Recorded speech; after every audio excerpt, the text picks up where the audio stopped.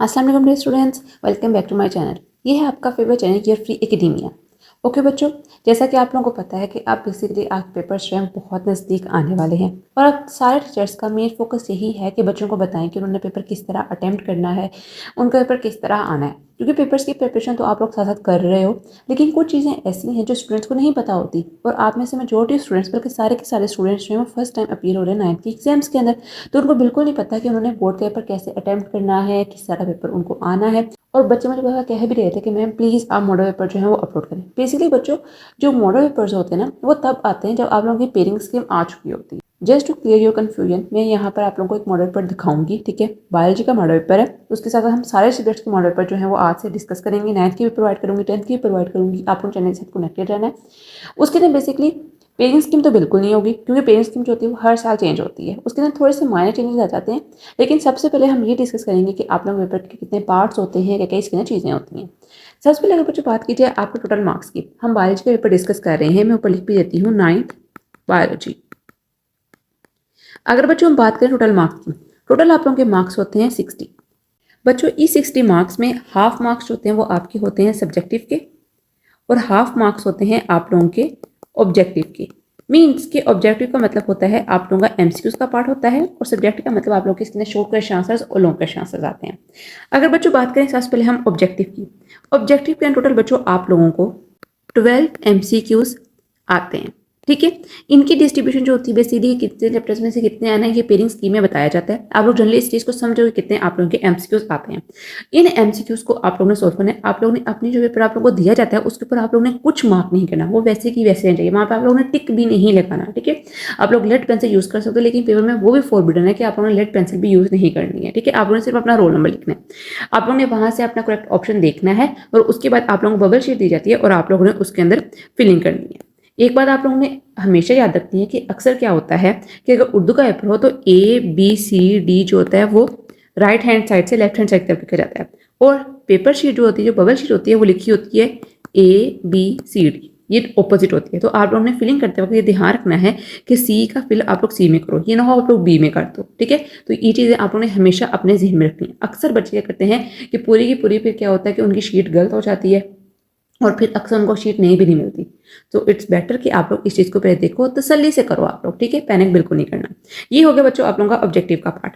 अगर हम बात करें आप लोगों के सब्जेक्टिव पार्ट की, बच्चों बेसिकली सब्जेक्टिव पार्ट के अंदर 4 पार्ट्स होते हैं, सब पार्ट्स इसके, ठीक है। 3 जो होते हैं वो होते हैं शॉर्ट क्वेश्चन आंसर्स के, ठीक है, और एक होता है लॉन्ग क्वेश्चन आंसर्स का, ठीक है। नीचे तक जाते हैं, यहाँ जगह खत्म हो गई है। 3 शॉर्ट क्वेश्चन आंसर्स के होते हैं आप लोगों के पार्ट और एक जो होता है लॉन्ग क्वेश्चन आंसर का पार्ट होता है, ठीक है। बच्चों शॉर्ट क्वेश्चन आंसर के तो 3 पार्ट्स हो गए। इन 3 पार्ट्स के अंदर बेसिकली क्या होता है कि हर पार्ट के अंदर डिफरेंट चैप्टर से पेयरिंग स्कीम बनी होती है कि इतने चैप्टर में से इतने आप लोगों को शॉर्ट क्वेश्चन आंसर लेने हैं, वो इस पेयर के अंदर आने हैं, ठीक है।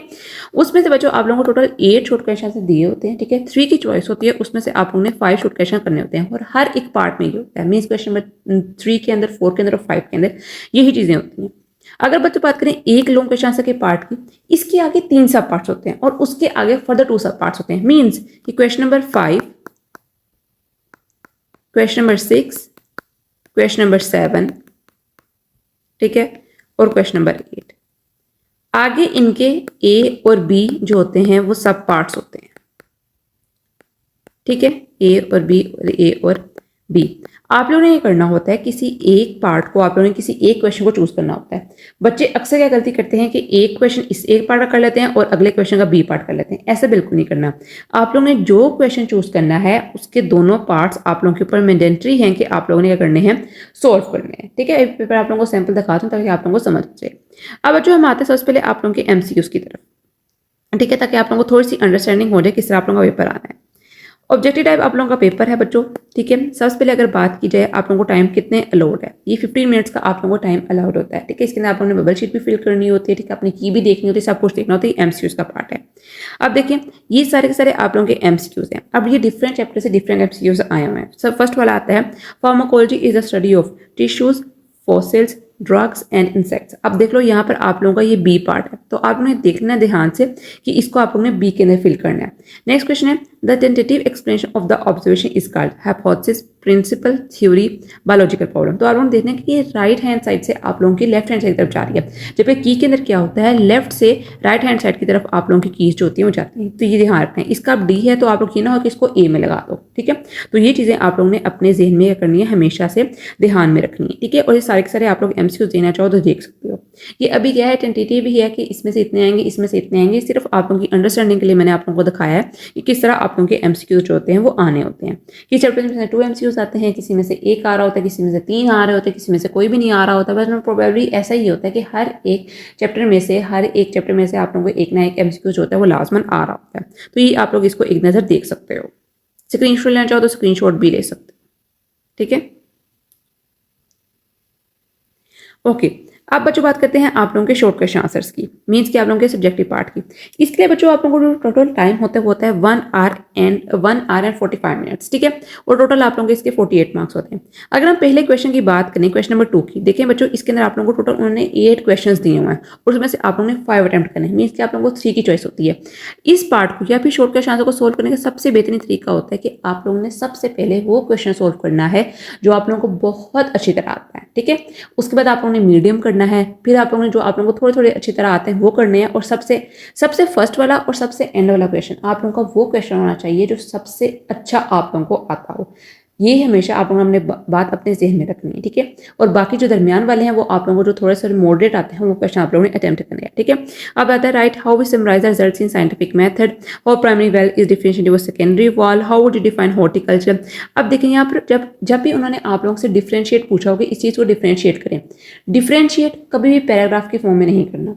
डिफरेंशिएट करने का हमेशा से यही एक असूल है कि आप लोगों ने लाइन लगाकर एक तरफ एक चीज़ के डिफरेंस लिखने हैं, दूसरी तरफ दूसरी चीज़ के डिफरेंस लिखने हैं, ठीक है। और कभी भी ऐसे नहीं करना कि अगर आप लोगों के 1 पॉइंट में डिफरेंशिएट लिख रहे हो और दूसरे पॉइंट के भी आप लिख रहे हो, लेकिन दूसरे पॉइंट के आप लोगों के डिफरेंशिएट जो है वो 3 लाइनों पर आ रहे हैं, तो आप लोगों का जो नेक्स्ट पॉइंट होता है वो आप लोगों ने सेकंड लाइन से स्टार्ट करना है। मीन्स कि उस लाइन से कभी स्टार्ट नहीं करना जहां पर आप लोगों का जो सेकंड वाला डिफरेंस है उसकी लाइन आ रही हो, यहां से बिल्कुल नहीं करना, बल्कि जो न्यू लाइन से आप लोगों ने सेकंड डिफरेंस जो है वो स्टार्ट करना है, ठीक है। देन आप लोगों का क्वेश्चन है how will you define, definition है आप लोगों की why sooner founder are destroying what happened to the, ये जनरली आप लोगों के सिर्फ क्वेश्चन है, इसके अंदर कुछ नहीं। आप देखें यहाँ पे एक लास्ट क्वेश्चन है, draw and label diagram of fluid mosaic model of cell memory. बच्चों डायग्राम वाला क्वेश्चन जो होता है वो आप लोगों के पेपर को बहुत खूबसूरत बनाता है। स्पेसिफिकली फॉर बायोलॉजी पेपर आप लोगों का पेपर जो होता है वो डायग्राम के बगैर अधूरा है। कोई भी क्वेश्चन आ जाए आप लोगों ने कोशिश करनी है कि आप लोग डायग्राम बना कर आओ, और क्वेश्चन भी आप लोगों ने हमेशा वही चूज करना है जिसके अंदर क्या होती है, डायग्राम आ रही होती है, ठीक है। इस तरह आप लोगों का पेपर जो होता है बहुत ज़्यादा खूबसूरत लगता है, अच्छा दिखता है, अच्छा प्रेजेंट होता है, क्योंकि आप लोगों ने पेपर चेकर को इंस्पायर करना होता है। आप लोगों का मेन पर्पज क्या होता है कि आप लोगों ने चेकर को इंस्पायर करना है। अगर तो आप लोगों ने अच्छी क्या की होगी, राइटिंग की होगी, अच्छा उसको लेबल किया होगा डायग्राम्स को, तो आप लोगों का इंप्रेशन बहुत बहुत अच्छा जाएगा, ठीक है। अब क्वेश्चन नंबर 3 की बात करें तो उसमें भी उन्होंने यही लिखा हुआ है कि differentiate between autotrophs and heterotrophs, characteristic protista के। अब यहाँ पर उन्होंने सिर्फ 2 लिखे हैं, यू कैन राइट 3 और 4, ठीक है। आप ज़्यादा लिख सकते हो, इसमें कोई इतने कंपल्जन नहीं है कि आप लोगों ने सिर्फ यही लिख लें। सेल साइकिल को डिफाइन करें, ठीक है, इंटरप्रेट करें जी नोट फेस को, ठीक है। Show binary fission with the help of label diagram, आप लोगों ने पहले बताना है बाइंड डिफिशन क्या होती है, ठीक है, किस किस ऑर्गेनिजम्स में होती है, और फिर उसको आप लोगों ने लेबल डायग्राम से बताना है, ठीक है। अब देखें summarise the photolysis of water.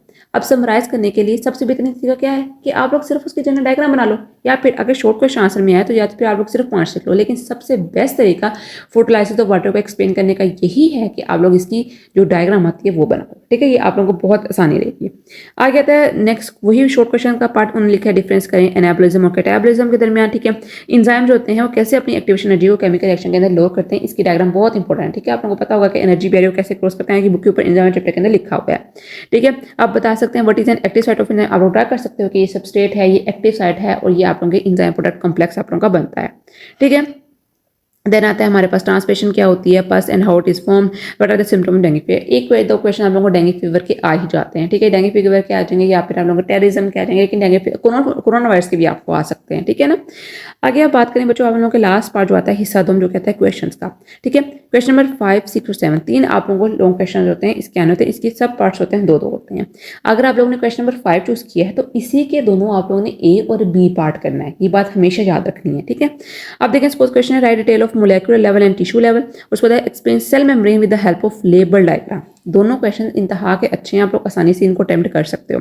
Then आता है क्वेश्चन नंबर 6 में analyse the kingdom system classification. बहुत अच्छा क्वेश्चन है, बहुत डिटेल है इसके अंदर, आप लोगों की डायग्राम्स भी है तो इसको ड्रॉ कर सकते हो, लिख सकते हो। Right comprehensive report of steps of photosynthesis. ये दोनों क्वेश्चन बेस्ट हैं, आप लोग इनको लाजमन करके अगर आप लोगों को ये क्वेश्चन आ जाता है। यहाँ पर आप लोगों का पेज जो बन रहा है वो मैंने चैप्टर नंबर 7 का चैप्टर नंबर 3 के साथ 5 क्लासिफिकेशन बायोडाइवर्सिटी के अंदर आप लोगों का चैप्टर आता है, ठीक है। तो आप लोग ये पेपर पेयर करके और ये बहुत बहुत अच्छा पेयर है जिसके अंदर आप लोगों की डायग्राम्स हैं, किंगडम्स की क्लासिफिकेशन है, स्टेप्स हैं, ये बहुत अच्छा क्वेश्चन है। देन आता है क्वेश्चन नंबर 7 जिसके अंदर how would you explain the function of associated organs of liver. ये भी क्वेश्चन बहुत बहुत अच्छा है। How blood transfusion it express in ABO blood group system. ये दोनों क्वेश्चन बहुत बहुत अच्छे हैं, ठीक है। बहुत ईजी आप लोगों का पेपर है। अगर तो आप लोगों ने सब चीज़ें याद की होंगी then you will get 60/60 marks. सच में अगर तो आप लोगों ने स्मार्ट स्टडी से आप लोगों ने तैयारी की होगी, जैसे आप लोगों पेपर्स नजदीक आएंगे मैं आप लोगों को बताऊंगी कि इस तरह आप लोगों ने स्मार्ट स्टडी से आप लोगों ने अपने मार्क्स गेन करने हैं। वर्क स्मार्टर, आप लोग स्मार्टली वर्क करोगे तो तब आप लोगों के नंबर जो है 60/60 आएंगे, ठीक है। सारा याद करने से बेहतर है कि आप लोग वो चीज़ें याद करो जो आप लोगों को अच्छी तरह आती हैं और आप लोग अच्छी तरह इंटरप्रेट कर सकते हो। कुछ बच्चों को कुछ चीज़ें अच्छी तरह आती हैं, कुछ को अच्छी तरह आती हैं, सबको सब कुछ नहीं आता होता, ठीक है ना। ये बात आप लोग अपने जहन से निकालो कि सारे बच्चों को सब कुछ आता होता है, ऐसा नहीं होता। कोई चीज़ किसी के अंदर प्रोफिशिएंट होता है, कोई चीज़ किसी के अंदर प्रोफिशिएंट होता है, ठीक है। तो आप लोगों ने इस चीज़ से पैनिक नहीं होना और अच्छी तरह आप लोगों ने तैयारी करनी है। बहुत टाइम है, तसल्ली से तैयारी करो और अच्छी तरह तैयारी करो। तो जो आज इतना ही आया, होप सो कि आप लोगों को समझ आ गई होगी कि इस आप लोगों का पेपर आना है। स्क्रीनशॉट लेना तो स्क्रीनशॉट भी ले सकते हो, ठीक है। अगर आप लोग चाहते हो तो मैं अपना व्हाट्सएप चैनल के ऊपर भी ये लिंक पेपर जो है वो शेयर कर दूंगी। तो बच्चों आज के इतना ही, कल मिलते हैं एक नई अच्छी रिसेटिंग से, तब तक के लिए फी अमान अल्लाह।